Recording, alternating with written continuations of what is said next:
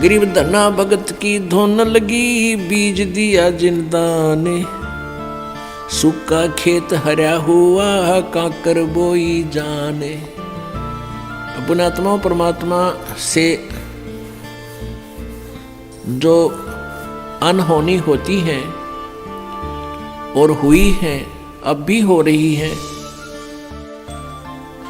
ये उन्हीं को होती है जो सत भक्ति करते हैं, परम संत की शरण में रहते हैं और सच्ची लगन से साधना करते हैं। और पूर्ण परमात्मा कबीर देव ही सबकी, जैसी कोई भक्ति साधना कर रहा है उसकी लाज वही रखता है।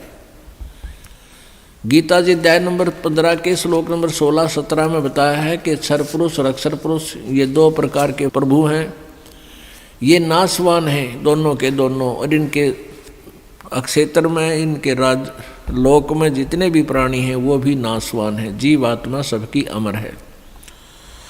फिर 17वें श्लोक में बताया है 15वें अध्याय के गीता जी में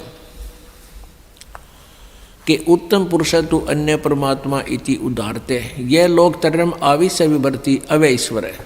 वो श्रेष्ठ परमात्मा वास्तव में भगवान जो है वो तो इन दोनों से और है, सरपुरुष और अक्षर पुरुष से, और वही तीनों लोकों में प्रवेश करके सबका धारण पोषण करता है, यानी उसी से सब कुछ होता है, वही सब कुछ है। जैसे पौधे को, पेड़ को जड़ से, मूल से आहार प्राप्त होता है, उसमें जो भी फिर आगे विकास हो रहा है वो आहार से ही हो रहा है। भाई इतना ही समझना काफ़ी है बुद्धिमान के लिए। तो कबीर परमेश्वर से ही सबको पावर शक्ति, जैसी कोई साधना किसी प्रकार की कर रहा है, उस परमेश्वर से ही उसका वो शक्ति मिल रही है और वो उसी प्रकार की प्रोग्रेस उसकी हो रही है। तो धन्ना भक्त ये किसान था, जाट जाति में था, राजस्थान के अंदर। ये बहुत ही श्रद्धालु भक्त था, परमात्मा में इतनी आस्था थी, दया, बहुत दया थी, धार्मिकता उनके अंदर बहुत ज़्यादा थी। उसकी धर्मपत्नी बहुत ही नास्तिक टाइप थी, वो भगत जी को काफ़ी बाधा पैदा करती थी भक्ति मार्ग में। फिर भी भक्त अपनी श्रद्धा और स्वभाव से कभी विचलित नहीं होता था, क्योंकि राजस्थान के अंदर बहुत पहले की बातें हैं, 400 वर्ष पहले, तो वर्षा हो जाती थी तो अन्न होता था, ज्वार बाजरे बोआ करते थे, अन्यथा बहुत ही भूख मरी होती थी, गरीबी बहुत थी, निर्धनता बहुत थी। एक बार वर्षा हुई और धन्ना भगत की बीज बोने के लिए, ज्वार बोने के लिए चल पड़ा। रास्ते में 4 संत भगत आ गए और भगत को देख करके भगत प्रणाम करते हैं, गदगद होते हैं, बैल खड़े कर लिए, वो जो ऊँट था वो खड़ा कर लिया और हाथ जोड़ कर प्रणाम किया, नमस्कार हो संतों को, राम राम कही और कुशल मंगल पूछा भगत ने। तो उन भक्तों ने बताया कि कुशल काहे की है भगत, 4 दिन हो गए रोटी नहीं खा ली, 3-4 दिन हो गए कोई अन्न नहीं मिला, हम ऐसे तीर्थ यात्रा पर जा रहे हैं। अब धन्ना भगत जी ने सोचा 4 दिन हो गए रोटी नहीं खाई, ये मरेंगे, निढाल हो रहे हैं बिल्कुल। कहा ले ये ज्वार खा लो। ज्वार थी, बीज बोन गया था, वह ज्वार रखती भूखे मरे थे, मार गए गले, फटाफट खा गए सारी ने। अब भगत ने सोचा ज्वार तो खा ली भगतों ने, और बीज ना बोया तो पड़ोसी लोग जाके घर में बताएंगे, पड़ोसी किसान, कि आपके खेत में बीज क्यों नहीं बीजा तुमने, और फिर मेरी पत्नी है वो मेरा सिर खावेगी, लड़ाई करेगी। उसने कंकर उठा ली, कहीं से ही कंकर इकट्ठी कर ली खेतों से और वो डाल ली थैले में और जैसे और किसान बीज बीजे थे ऐसे डाला सारे के और उसके ऊपर का हल चला के आ गया। अब कुछ दिनों के बाद क्या हुआ कि अन्य पड़ोसियों के तो ज्वार उगगी और भगत जी के खेत में ये मतीरे तुम्बे, ये मतीरे से मोटे मोटे हुआ कर ये तुम्बे उग गए, जो सीताफल जितने बड़े बड़े हुआ कर तुम्बे। अब एक पड़ोसन ने जाके उसकी पत्नी से कहा, धन्ना भगत की पत्नी से, उससे पूछा कि तुमने ज्वार नहीं बीजी थी क्या? धन्ना भगत की पत्नी ने कहा, क्या मतलब?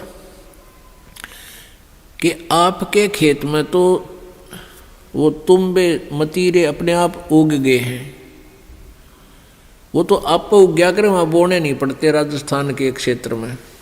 कहने लगे आपने कुछ बीजे नहीं रखा, उसमें तो निरा कुबाड़ जाम गया, वो तुम्बे पैदा हो गए, नर्रे इतने पड़े हैं बिना गिनती के, इसे मोटे मोटे। अब उसने सोचा कि भगत मार गया डंडी दिखे। धन्ना भगत की पत्नी ने सोचा भगत जी कर गया गड़बड़ और इसने बीज भी कितना दान में दिया होगा। अब उसने सोची एक बार खेत देख कर आऊँ, पाछे मगज मारूंगी इसके लिए। अब वो खेत में अपने पति से कहने लगी कि खेत में जाके आऊँ मैं, ज्वार देख कर आऊँ। भगत जी बोले है को नहीं। भगत जी को तो पता था वहाँ क्या मिलेगा, अपना चुप बैठा। और वो भगत धन्ना भगत जी अपने मित्रों के साथ उसी समय बातें करता था, भक्ति की चर्चा। जब वह कितना खेत खात में चली जाया करती,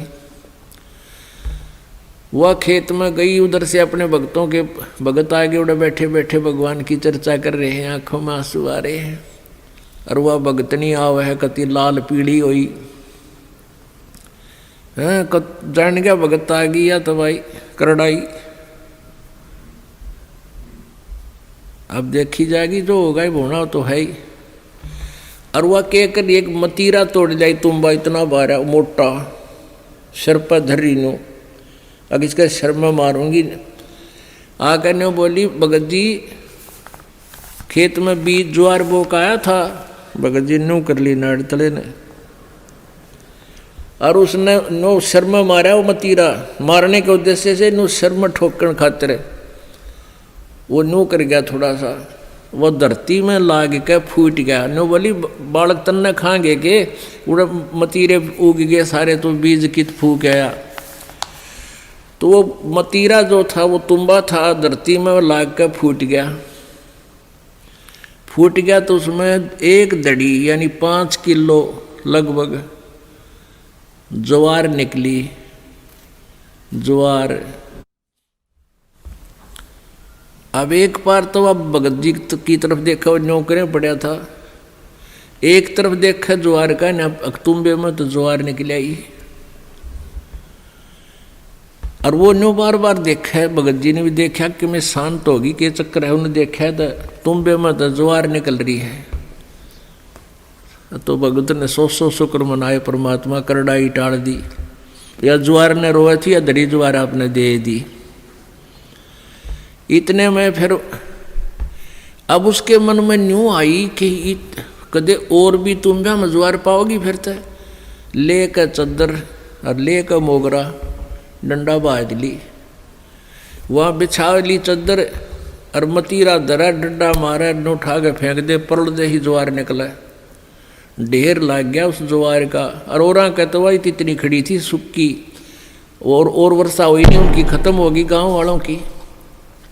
और भगत के उस खेत में तुम्बा में तो ज्वार निकला, दुनिया देखना हुए। युवा भगतनी एक गठड़ी और ठा के चाल पड़े। जब वह 3-4 गठड़ ले आई, 3-4 अपना जितनी उस खेत में होनी थी, उगनी थी, यानी जिसमें निपज होनी थी उपज, उतनी ज्वार जब आ ली, भगत जी ने बोले वो और मत लाइए, अपनी आ चुकी है। और इसको बांट दे सारे गांव में, सबके बालक भूखे हैं। ने बोली क्यों, मैं सारी ले आऊँगी।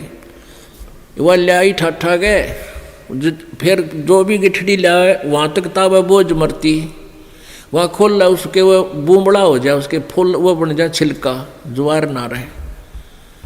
वह एक दो गिठड़ी तो लाई, फिर बैठ गई, अगियो अच्छा चाड़ा हुआ। तब धन्ना भक्त ने कहा भाई बाकी की ज्वार भगवान ने आप सबके लिए दी है और अपने हिसाब की ले जियो जिसने जितनी चाहिए और सबको बांट दी। तो परमात्मा कहते हैं ये मालिक ऐसे ही किया करता है तो हम सच्ची लगन लगावें।